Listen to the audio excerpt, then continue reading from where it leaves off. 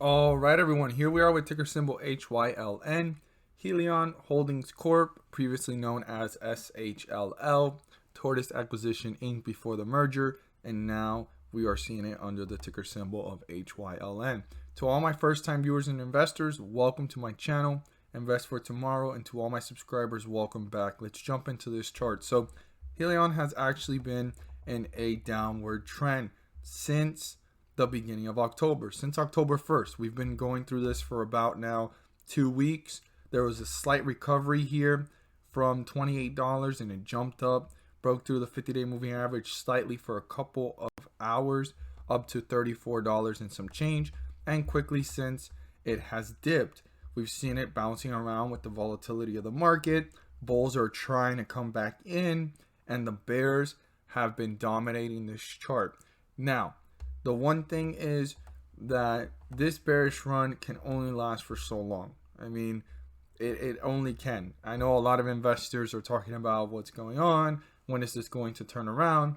If this company comes through with its innovation and its purpose, this could have a turnaround. As long as everything is real and they show some revenue in their statements and their net income and profit margins, and they come through with something valuable to investors to attract more investors to come in and believe in the company other than just the merger, then there will be an opportunity for this company to continue to grow with its potential and its market share that it can have for what the innovation and product and services they're going to offer.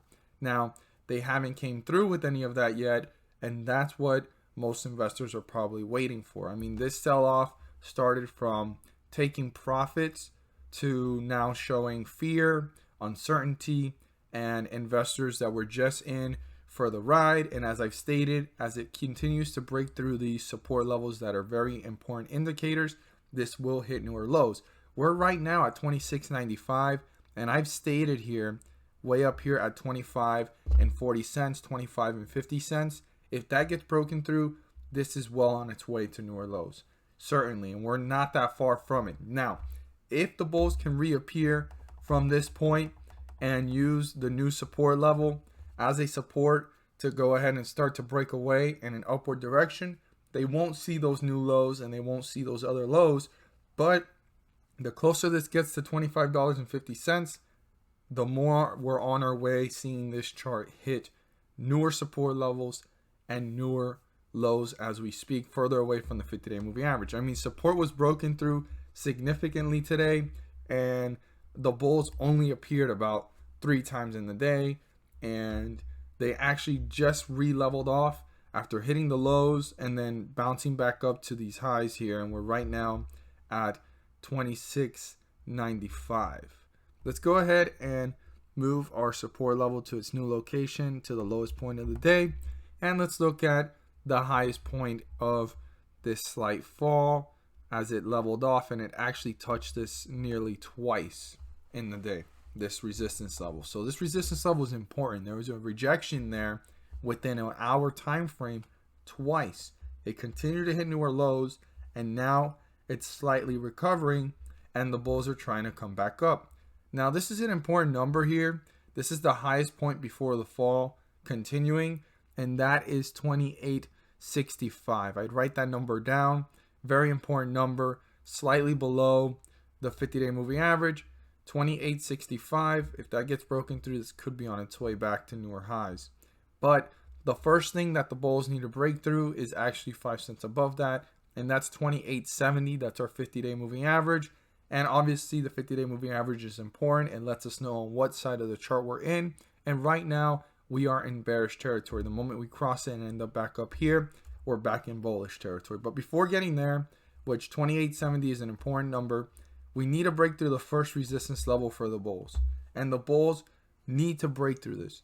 That is 27.10. 27 and 10 cents. If the bulls are able to break through that, that does not signify that the bulls have gained control, that they're dominating the chart again. It does not signify any of that. This is just an indicator of which way this is going for us investors to know that there's some momentum being built. So the bulls need to turn 27.10 into a support level so they can start to break away and hit newer highs.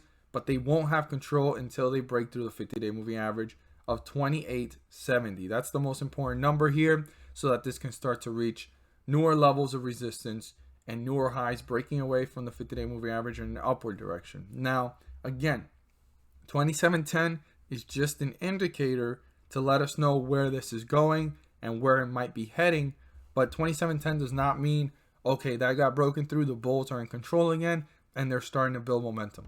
No, they're not in control again. There is some momentum forming, but they need to break away from it and reach newer highs to get closer to the 50-day moving average. We won't know that the bulls have control again over the chart until they break through the 50-day moving average.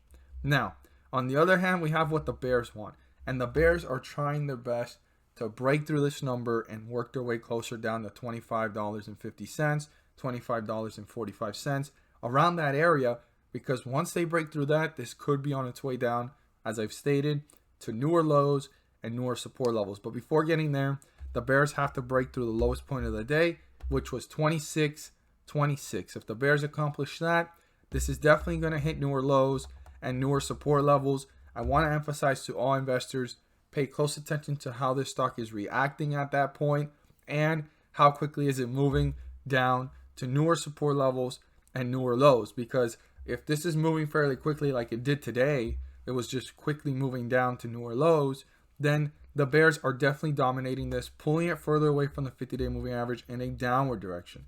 Now, if it breaks through it and it kind of hangs out sideways, there could be a potential opportunity for the bulls to load up on stocks, take advantage of the price, and bring this one back up. Again, the bulls, by breaking through the resistance up here of 2710 and working their way up to newer highs, is a good sign of building momentum to rally up for the bulls.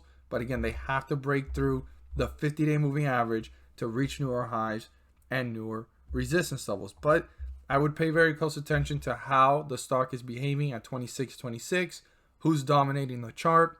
Put your 1 minute, 5 minute, 15 minute chart frames so you can see what is going on. Look at the inflow and the outflow of stocks so that you guys can make your own rational decisions as investors with these cues. I hope that you guys are well equipped for tomorrow. If you found this video helpful and informative, please do so and subscribe. Don't forget to click on the bell so that you don't miss a single video that I post. Share this with your friends and community. Don't forget to hit the like button and let me know you watched this video. And thank you guys so much for watching. And at the end of this video, there's going to be a pop-up video. In that video, I talk about the S&P 500, how it's risen in several days. You can actually look at the specific dates and see the behavior of the S&P 500 index, what's been going on, how it's been reacting, and how it's benefiting from these Federal Reserve pumps. These Federal Reserve pumps are actually rising the S&P 500 several points. What does that mean for us as investors? Well, if the S&P 500 index is rising up several points, there are several ticker symbols, or most of them, I should say, are rising up with it. That means that there are ticker symbols rising anywhere from 30 cents to $3 per share. I know it doesn't sound like a lot, but per share, that does add up. 30 cents to $3 per share adds up. As I always say, if you put $1 into the market and you get back $2, you've done a phenomenal job. It's always about putting in what you got and taking out more than what you put in. That is a successful trade. Profits are profits. So I'm not there to tell you to buy, sell, or hold. I'm just here to inform every investor and viewer that there's an opportunity to maximize profits, minimize losses, and go ahead and look at the strategy, look at the charts. They speak for themselves, and you guys have to do your due diligence and research so you can make your own rational decisions as investors. I hope you liked the video as well. Click on it, and if you're a first-time viewer and you still haven't subscribed and you have the time to watch that video, which I believe is very informative and helpful, and you haven't subscribed, I hope that video is worthwhile to you so that you can subscribe and be ready for the next one, because I do a weekly series on that and I update every investor on what's going on in regards to the S&P 500 and those pumps. Hope that you like that video. Click on it. It should be popping up soon. And again, thank you guys so much for watching, and let's make some money.